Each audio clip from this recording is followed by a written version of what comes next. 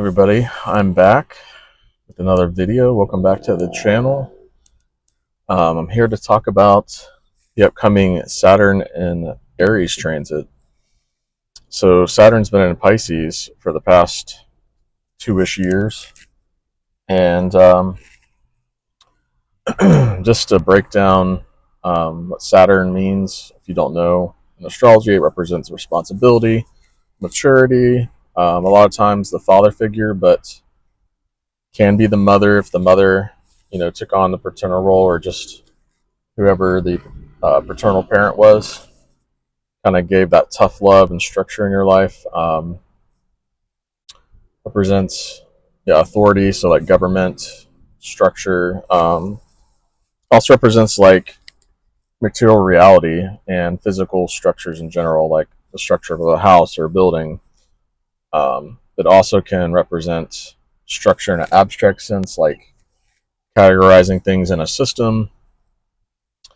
Um, so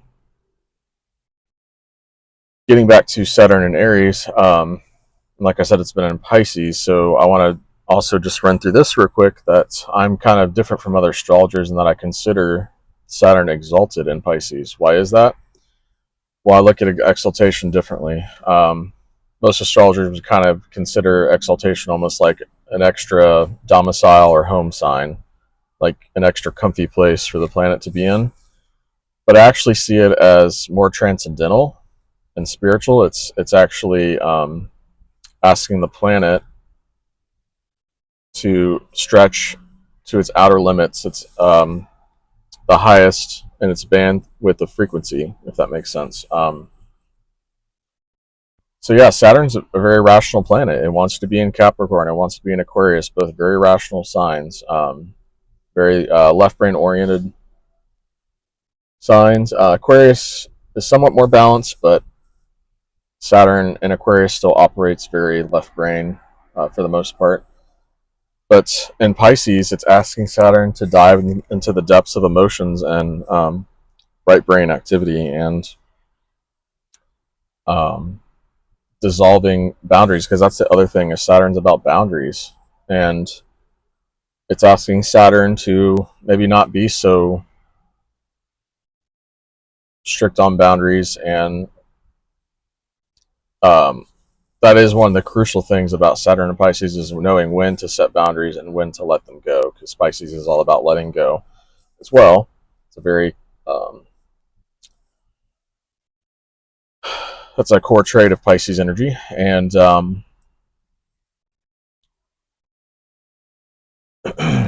Pisces is also about imagining new realities, because I also consider Neptune a higher octave to Saturn, because for anything to exist, it has to be imagined or envisioned first, which is Neptune, before it can eventually be materialized and come down into the 3D reality, which is Saturn.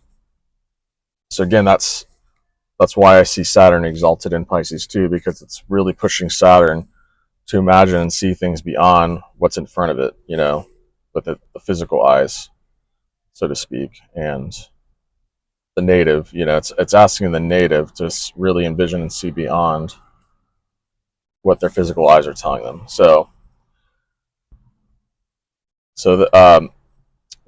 With Saturn and Pisces, there's been a lot of energy behind, like I said, envisioning new realities. There's been a lot of opportunity to create that blueprint, because that's a very Saturnian. It's both Neptunian and Saturnian. So Saturn blueprint would be like an actual, like, engineer designing the blueprint for like a house or a building.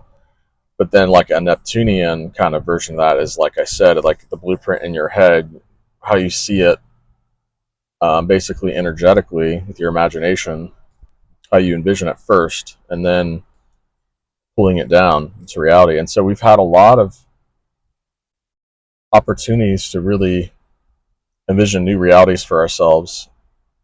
And where Saturn's been transiting, like, if you know anything deeper about astrology, like the houses, whatever house it's been transiting for you really shows up shows you where this energy has been showing up for you. So each house is like a different area of life. So say it's been like in your seventh house, that's the house of relationships and harmony, balance, business. So maybe you've been envisioning it's really about partnerships. So like if it's business, it would be like a business partnership. If it's on the business side of things, but so you've been envisioning maybe a new partner coming in if you're not with somebody, or just somebody that you deserve better maybe than what you already have. Or like I said, maybe envisioning you have a business idea and maybe you can't do it on your own. You need somebody to come in and join you on the journey. So you've been envisioning that, or are you just envisioning more balance and harmony for yourself? That would be an example of the seventh house. So that's not for everybody. It depends on which house it's been transiting. So, anyways, I think you get the gist. There's just been a lot of opportunities for really helping us to change and shift our lives to what we could imagine is better for us. So now, obviously, we don't want to be lost in fantasy, and I think that's where the Saturnian energy kind of helps us to stay grounded, in reality. And so there's been that balance to find between envisioning something better, but also taking practical steps and not ignoring your reality that's in front of you, but taking practical steps towards that new reality, if that makes sense. So with all that said, we're in that last degree of Pisces, and also Neptune shifted into Aries recently. So we have, and then Chiron's been in Aries. So we're about to have a pretty good chunk of Aries energy happening right now, collectively speaking, and that's just a lot of drive and powerful masculine energy. And that leads into what I want to go into next, which is how Saturn's also been conjunct the North Node. So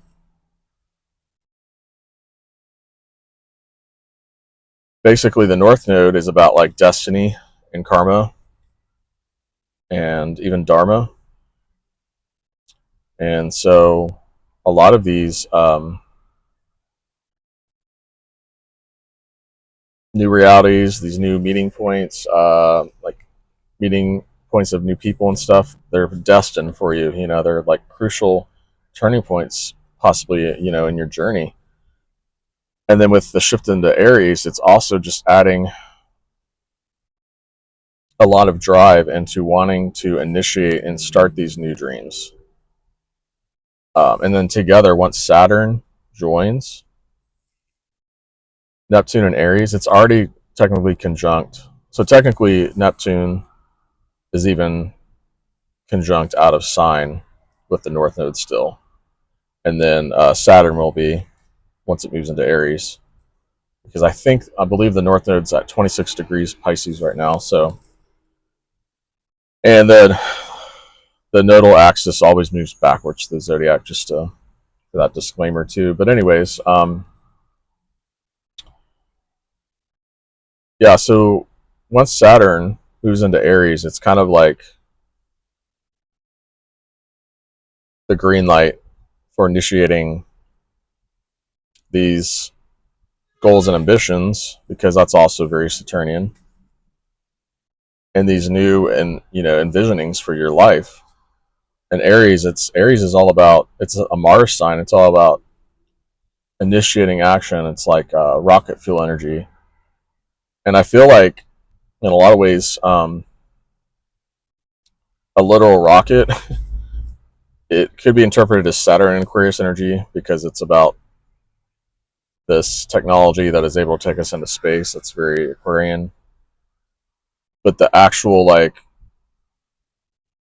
rocket fuel, reaction and ignition and reaction, that's very Aries. And so I feel like that's a perfect way to envision this, or to like, imagine this energy um, symbolically, um, is with Saturn and Aries is like a rocket. And so Yeah, it's kind of like I feel like I think the gist of this is I feel like maybe for a lot of you, you've kind of been sitting on these ideas, and somewhat that is somewhat Pisces. Pisces isn't a super action oriented sign, but I think Saturn in Pisces helps to, like the Saturn side of it helps to bring a little more action. But anyways, that for some of you,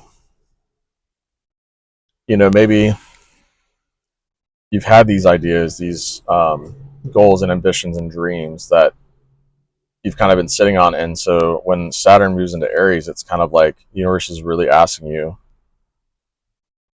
to take action. It's go time. All lights are green. All lights are go. That's kind of what I'm getting with this energy.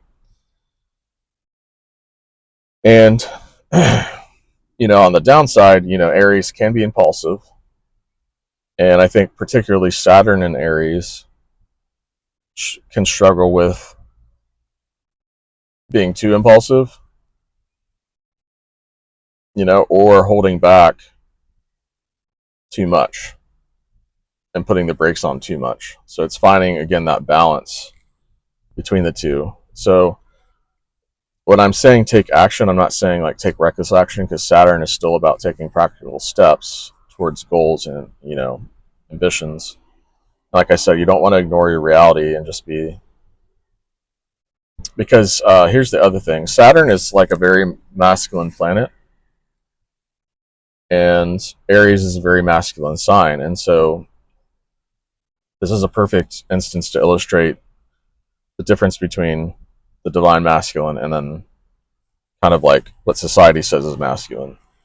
And I've sort of already touched on it, but yeah, the divine masculine takes action that's still in alignment with what's for their highest and best good. It's kind of like almost like a gut feeling, or just it's like a knowing that you're doing through action.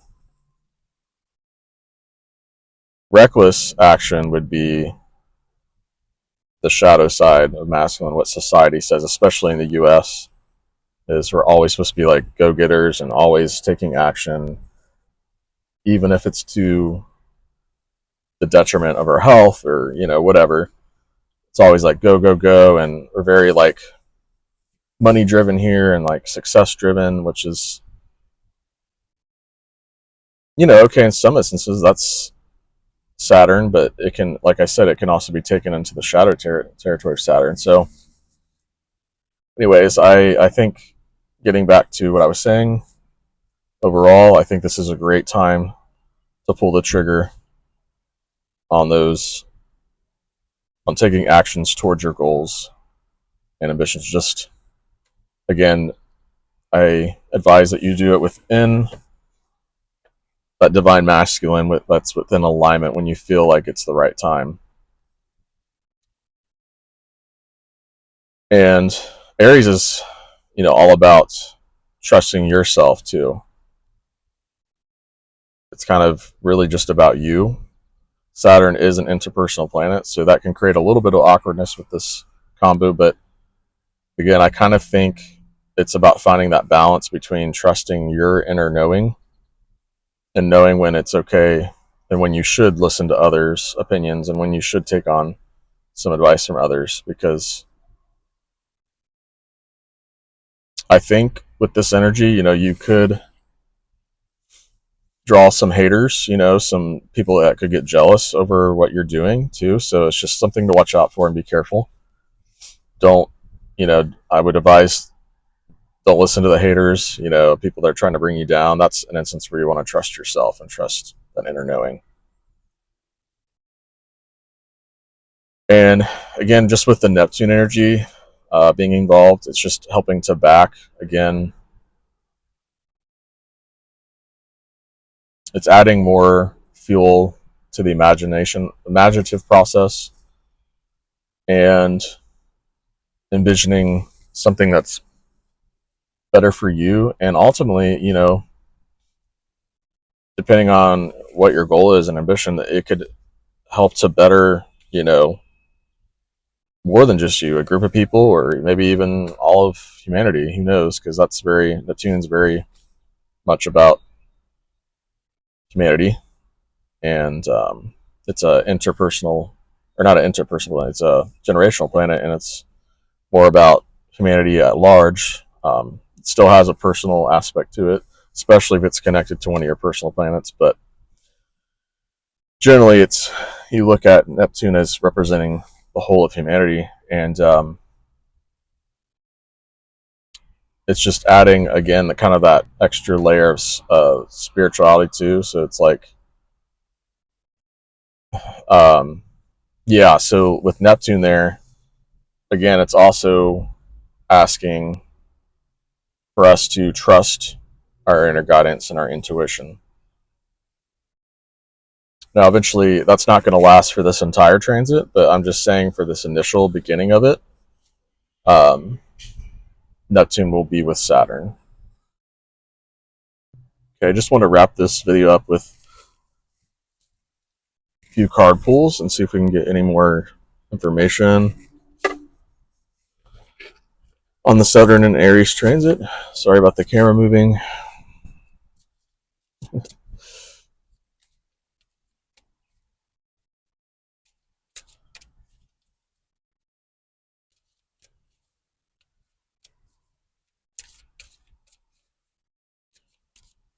Okay, Spirit, can you tell us anything about the Saturn and Aries?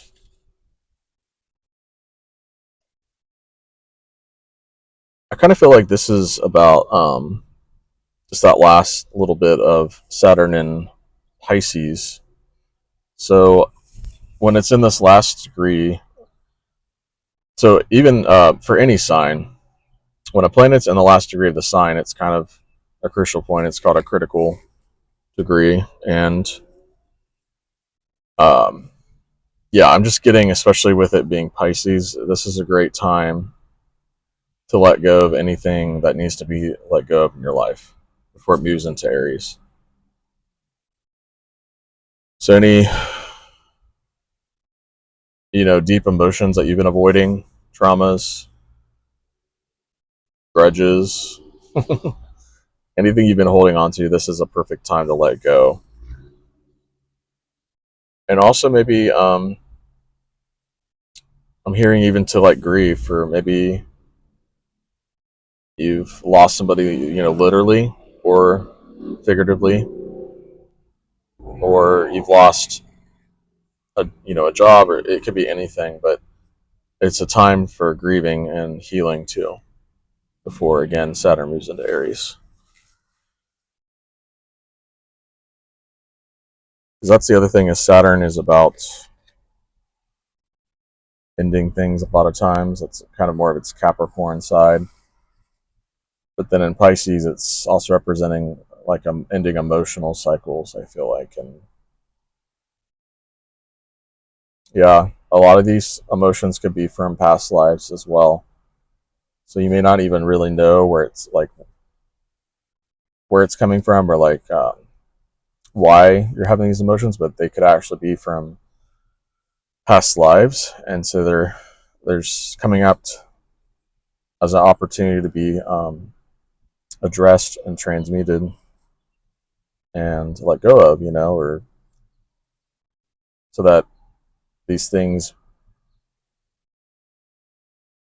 it's time, it's divine timing. So these things don't weigh you down moving forward in your journey. So let's do one more card.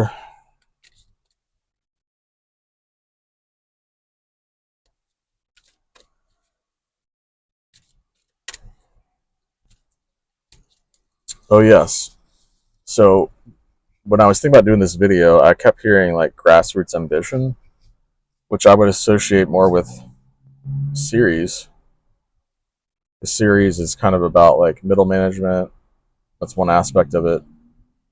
Um, and sort of the people that gets an organization started or a movement started. But Ceres is also involved in this conjunction with Neptune and the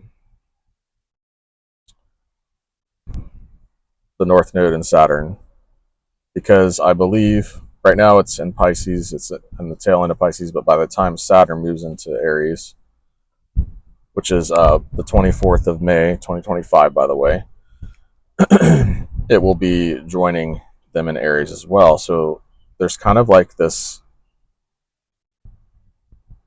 and funny enough,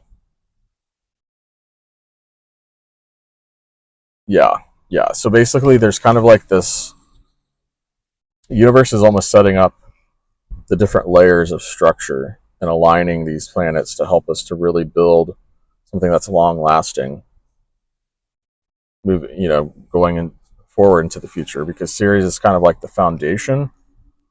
It's very much the practical foundation. It's the detailed stuff, the nitty gritty. Then Saturn's kind of the supervisor, almost, that oversees the whole thing, and then Neptune's kind of like the universal level and the more transcendental spiritual level of overseeing things. So it's basically all being connected, and basically there's just, like I said, there's this huge opportunity to really pull down stuff from the ether and from like your higher self and the universe down into these lower levels of physical reality and really build something truly amazing. So with that said, I don't even think I need to pull another card. I feel like that's good. And I do want to say too that there will be one last opportunity for letting go and doing the grieving and stuff, because Saturn will retro back into Pisces on September 1st, I think it was. And then it'll be firmly in Aries. I believe it was February 26th, 2026 next year. And it'll stay in Aries until 2028. So you will have one, last opportunity, at least with the backing of this energy, to do some grieving and letting go, and possibly even, more blueprint type work, envisioning spiritual blueprints when it retros back into Pisces in September. But I feel like the universe is kind of getting our feet wet, so to speak, with this Saturn Aries energy. And so, yeah. A lot of the Saturn Aries people will be having their Saturn return, so that will be really huge. So the people that are ages like 28 to 30, they're going to have their Saturn return, and it kind of marks sort of like the coming of age in astrology world and universal terms. It's kind of like when the universe expects you to be an adult once your first Saturn return's over. And it's just a time of maturity and really coming into alignment with your goals and what you want to do with your life, the first one at least, and kind of what you came here to do, somewhat, and accomplish. And if Saturn's hitting any of your personal planets, really any planet in your chart, there's going to be massive lessons around that archetype of that planet too, just to kind of touch on that a little bit. And once that transit's over with, you'll have gone through almost like college in a way, or university, with that planet's archetype, because that's what Saturn does. It helps us to mature and grow and um, really understand things more deeply in an intellectual way. Well, if you made it this long in my video, I appreciate you watching, and I really appreciate your support. And I hope this resonated for you. And if you have any questions, feel free to drop those below. And if you could just like, subscribe, share the video, that really helps my channel.